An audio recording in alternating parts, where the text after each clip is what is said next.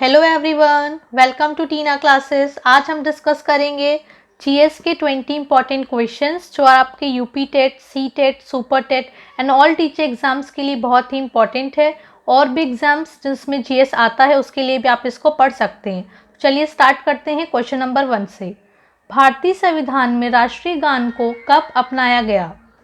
तो ये है 24 जनवरी 1950 को भारतीय संविधान ने राष्ट्रीय गान को अपनाया था। गुरुदेव टैगोर यानी रविंद्रनाथ टैगोर ने राष्ट्रगान जन गण मन की रचना की थी। पहले उन्होंने इसे एक बंगाली कविता के रूप में लिखा था। 27 दिसंबर 1911 को कलकत्ता में भारतीय राष्ट्रीय कांग्रेस की एक सभा में इसे पहली बार गाया था। क्वेश्चन नंबर 2, पारिस्थितिक तंत्र में ऊर्जा का मुख्य स्रोत क्या है? तो यह है सूर्य प्रकाश। पारिस्थितिक तंत्र में ऊर्जा का मुख्य स्रोत सूर्य प्रकाश है।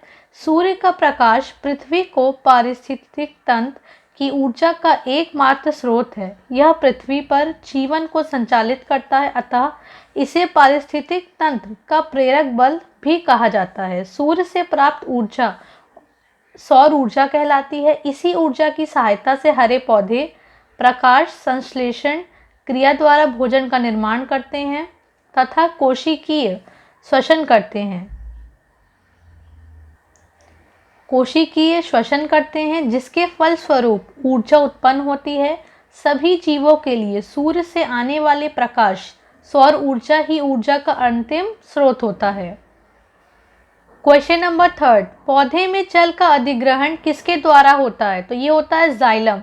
तो पौधों में, प्लांट्स में जो वाटर ट्रांसपोर्ट होता है वो किसके हेल्प से होता है? वो आपके जाइलम के हेल्प से होता है। यहीं अगर हम लोग फूड की बात करें कि प्लांट में फूड कैसे पास होता है, लीव्स में, स्टेम्स में, तो वो आपका होता है फ्लोएम के थ्रू। जाइलम या संवहनी पौधे में एक प्रकार का उत्तक है जो पानी और पोषक तत्वों को, वाटर और न्यूट्रिशंस को जड़ों से पत्तियों तक पहुंचाता है। जाइलम उत्तक जो होते हैं वो 4 प्रकार के होते हैं। जाइलम 4 टाइप्स के होते हैं। वो होते हैं ट्रैकेट, पोर्ट्स, जाइलम पैरेन्काइमा और fibre. Question number 4, national dolphin day कब मनाया जाता है? तो कब मनाया जाता है नेशनल डॉल्फिन डे? 14 अप्रैल को नेशनल डॉल्फिन डे मनाते हैं। डॉल्फिन डे प्रत्येक वर्ष 14 अप्रैल को मनाया जाता है। 1990 के दशक के बाद से यह दिन दुनिया भर के लोगों के द्वारा डॉल्फिन के शिकार के मुद्दे पर ध्यान केंद्रित करने के लिए मनाया जाता है। यह दिन पिछले दशक के दौरान जापानी डॉल्फिन के शिकार पर प्रतिबंध लगाने के लिए अस्तित्व में लाया गया था। क्वेश्चन नंबर 5, जीवों के व्यवहार का अध्ययन क्या कहलाता है? तो वो होता है इथोलॉजी। तो इथोलॉजी क्या होता है? इथोलॉजी में हम लोग एनिमल के बिहेवियर की क्या करते हैं? स्टडी करते हैं। इकोलॉजी, ये क्या होता है? जीवित जीवों के बीच संबंधों का अध्ययन। फिजियोलॉजी, जीवित चीज़ें कैसे काम करती हैं, तो इसका वैज्ञानिक अध्ययन क्या कहलाता है? फिजियोलॉजी। इथोलॉजी, अभी हमने पढ़ा पशु व्यवहार का विज्ञान, जहाँ हम लोग पशु के व्यवहार की स्टडी करते हैं। एनाटॉमी, जहाँ पे मानव या पशु निकायों की संरचना का वैज्ञानिक अध्ययन करते हैं। इसी तरह आपका है कीट विज्ञान। कीट विज्ञान क्या होता है? मनुष्य, पर्यावरण और अन्य जीवों के लिए कीटों और उनके संबंध का अध्ययन। क्वेश्चन नंबर 6, लालटेन एवं लैंप की बत्ती में तेल का चढ़ना किस नियम का उदाहरण है? तो ये है कोशिकत्व का नियम, जिसे आप लोग बोल सकते हैं, जिसे आप कैपिलरी एक्शन भी बोल सकते हैं। तो ये कैपिलरी एक्शन क्या होता है? ये किसी भी लिक्विड की एबिलिटी होती है कि वो फ्लो करे अपवर्ड। किस डायरेक्शन में? अपवर्ड डायरेक्शन में एक लिक्विड का फ्लो होना किसी भी नैरो ट्यूब में without the help of external forces, जहाँ पे इसमें कोई भी एक्सटर्नल फोर्सेस के बिना हेल्प से जब वाटर किसी नैरो ट्यूब से अपवर्ड डायरेक्शन में फ्लो होता है, तो इसी को हम लोग बोलते हैं कैपिलैरिटी एक्शन। क्वेश्चन नंबर 7, कौन सा विटामिन मांसाहारी भोजन में नहीं पाया जाता? तो वो है आपका विटामिन सी, जो कि मांसाहारी भोजन में नहीं पाया जाता है। क्वेश्चन नंबर 8, दूध का पीएच कितना होता है? जो हम लोग मिल्क लेते हैं वो उसका पीएच कितना होता है? तो वो होता है 6.4। पीएच क्या होता है? पीएच मान को अम्लीयता या क्षारीयता के मापन की विधि है। तो पीएच क्या होता है? इसका फुल फॉर्म होता है पावर ऑफ हाइड्रोजन आयन। तो ये क्या करता है? इससे हम लोग किसी भी लिक्विड का या किसी भी मटेरियल का अम्लीयता मतलब उसकी एसिडिटी या फिर उसका बेसिक नेचर हम देखते हैं कि वो कितना एसिड है या वो बेसिक है या फिर वो न्यूट्रल है। यदि किसी विलेन का पीएच मान 7 से कम है तो आप उसको क्या कहेंगे? अम्लीय प्रकृति का, वो एसिडिक है। अगर किसी विलेन का पीएच मान 7 है तो उसे हम लोग न्यूट्रल बोलते हैं, मतलब उदासीन है। यदि किसी विलेन का पीएच मान 7 से अधिक है तो उसको आप क्या बोलते हैं? बेसिक, मतलब ये क्षारीय प्रकृति का है। चलिए और भी हम लोग आइटम्स उनकी पीएच वैल्यूज देखते हैं। जैसे वाटर है, जो हम लोग वाटर पीते हैं तो उसका पीएच क्या होता है? 7 होता है। सलाइवा, इसका पीएच 6.2 से 7.6 होता है, मतलब ये क्या है? ये आपका एसिडिक टू बेसिक है। मिल्क, इसका पीएच 6.5 टू 6.7 है। ब्लड का पीएच 7.35 टू 7.45 है। और यूरिन का पीएच 6 टू 7 है। या आप इसे लर्न कर सकते हैं, एग्जाम में से क्वेश्चंस आता है किसी भी आइटम और उसकी वैल्यू को पूछ लेते हैं कि उसका पीएच कितना है। क्वेश्चन नंबर 9, रेशम के कीड़े किस वृक्ष पर पाले जाते हैं? तो वो है मलबरी, जिसे आप लोग शहतूत के पत्ते कहते हैं। उसी के पेड़ पर रेशम के कीड़े क्या होते हैं? पाले जाते हैं। नोट, रेशम कीट वर्ग का प्राणी होता है। बॉम्बिक्स वंश के लार्वा से रेशम या सिल्क प्राप्त होता है। तो इसकी जो स्पीशीज होती है वो क्या कहलाती है? बॉम्बिक्स। बॉम्बिक्स की स्पीशीज से लार्वा से रेशम या सिल्क हमको प्राप्त होता है। इन्हें हम रेशम कीट भी कहते हैं। रेशम का कीड़ा एक क्रीम सफ़ेद रंग का होता है। रेशम के कीड़ों के शरीर को सिर, वक्ष और पेट में विभाजित किया जा सकता है। रेशम के कीड़ों के पंखों की लंबाई लगभग 25 mm होती है। क्वेश्चन नंबर 10, वह कौन सा एकमात्र पक्षी है जो पीछे की ओर उड़ता है? तो वो है गुंजन पक्षी, जो कि पीछे की ओर उड़ता है। गुंजन पक्षी, जिसे आप इंग्लिश में बोलते हैं ह्यूमिंग बर्ड, सबसे छोटे पक्षियों का एक कुल है जिसे ट्रोकिलिडे भी बोलते हैं। यह गुंजन या भिनभिनाने की आवाज़ निकालती है, तभी इसका नाम गुंजन पक्षी है। ये क्या करती है? भिनभिनाने की आवाज़ निकालती है, इसलिए इन्हें गुंजन पक्षी कहा जाता है। इस वंश की अधिकांश पक्षियों की माप 7.5 से 13 सेंटीमीटर की होती है। क्वेश्चन नंबर 11, निम्न में से कौन सुमेलित नहीं है? तो यहाँ पे आपको क्या दी है? एमू, जो कि कहाँ है? आइनू, जो कि आपकी जापान में है। मसाई, ये आपकी केन्या में है। पपुआन्स, ये आपकी न्यू गिनी में है। मगर जो बुशमैन है ये दक्षिण अफ्रीका संघ में ना होके कहाँ है? तो ये आपके काला हारी डेजर्ट में पाई जाती है। तो चलिए एक बार फिर से देखते हैं। ये आपका है आइनू।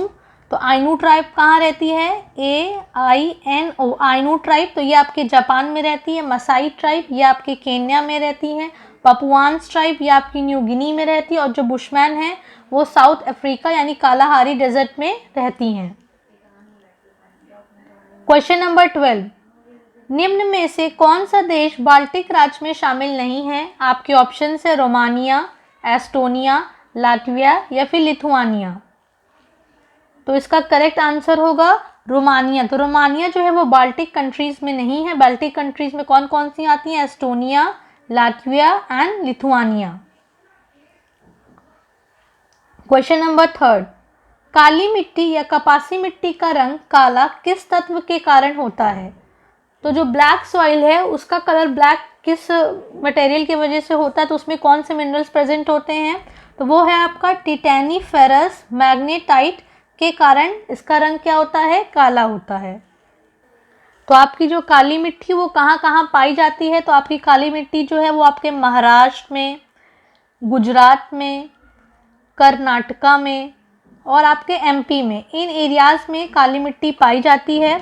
और ये किस में रिच होती है? तो इसमें मैग्नीशियम, चूना, लौह तत्व और कार्बनिक पदार्थ की अधिकता होती है। और इस मिट्टी का काला रंग जैसे आपने यहाँ पढ़ा तो ये टेटेनीफेरस मैग्नेटाइट के कारण इसका रंग क्या होता है, काला होता है और इसमें जीवाश्म ह्यूमस भी प्रेजेंट होता है। क्वेश्चन नंबर 14, भारत का पहला कोयला कारखाना कहाँ स्थापित किया गया था?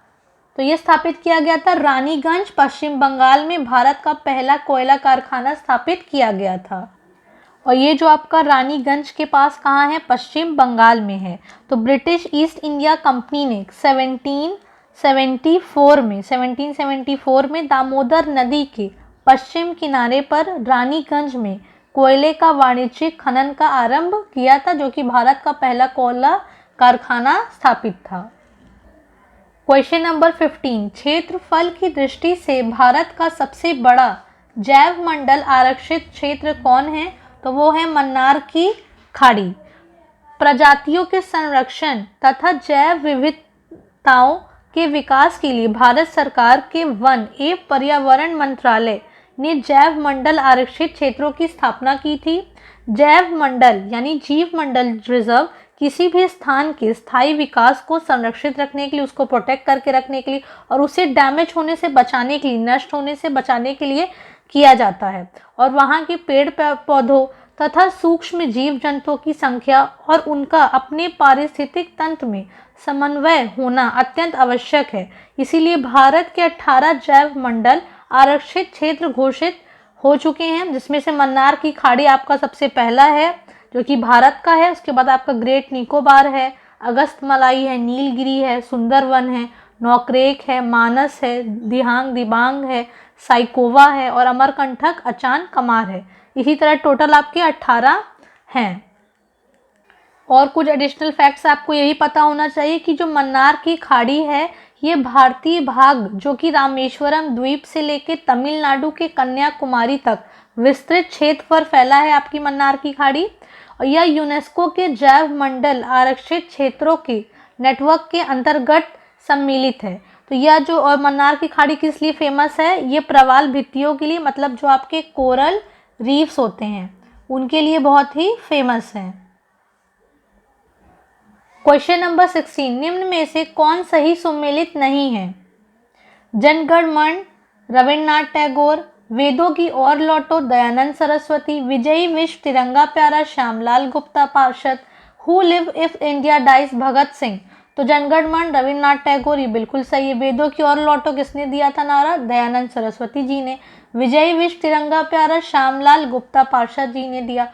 Who lives if India dies तो ये भगत सिंह ने ना देकर जेएल नेहरू ने दिया था।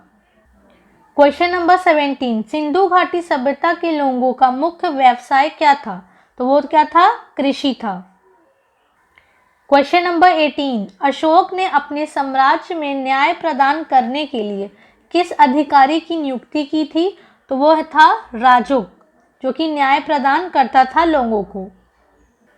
क्वेश्चन नंबर 19, भारत में 4 दिशाओं में 4 मठ किसके द्वारा स्थापित किए गए थे? तो ये थे शंकराचार्य, जिन्होंने भारत के 4 दिशाओं में 4 मठ स्थापित किया। शंकराचार्य कौन थे? तो शंकराचार्य हिंदू धर्म में सर्वोच्च धर्म गुरु का पद है, जो कि बौद्ध धर्म में जैसे कि दलाई लामा होते हैं, ईसाई धर्म में पोप होते हैं, उसी तरह हिंदू धर्म में शंकराचार्य जो कि धर्म गुरु का एक पद है। इस पद की परंपरा आदि गुरु शंकराचार्य ने आरंभ की थी। चलिए देखते हैं वो 4 मठ कौन कौन से हैं। उत्तरामन्याय मठ या फिर उत्तर मठ, ज्योतिर्मठ जो कि जोशी मठ में स्थित है, पूर्वामनाय मठ या फिर पूर्वी मठ जो कि गोवर्धन मठ जो कि पुरी में स्थित है उड़ीसा, दक्षिणामनाय मठ दक्षिणी मठ ये श्रृंगेरी शारदा पीठ जो कि श्रृंगेरी में स्थित है, पश्चिमामनाय मठ पश्चिमी मठ जो कि द्वारिका पीठ जो कि द्वारका में स्थित है। ये मठ आप लर्न कर सकते हैं, एग्जाम्स के लिए बहुत ही इंपॉर्टेंट है। क्वेश्चन नंबर 20, निम्न में से कौन सही सुमेलित नहीं है? इसमें से आपको बताना है कौन सा सही सुमेलित नहीं है। सर्व शिक्षा अभियान 2001, साक्षर Bharat mission 2009, operation black board का आरंभ 1987, राष्ट्रीय साक्षरता मिशन का प्रारंभ 1986। तो इसमें सर्व शिक्षा अभियान 2001 ये सही है, साक्षर भारत मिशन 2009 ये भी सही है, ऑपरेशन ब्लैक बोर्ड का आरंभ 1987 ये भी आपका करेक्ट है, मगर राष्ट्रीय साक्षरता मिशन का प्रारंभ ये 1986 में ना हो के कब हुआ था, 1988 में हुआ था। तो राष्ट्रीय साक्षरता मिशन का प्रारंभ कब हुआ, 1988 में। इसकी डेट, इसका ईयर आप लर्न कर सकते हैं एग्जाम में, इससे क्वेश्चंस आते हैं।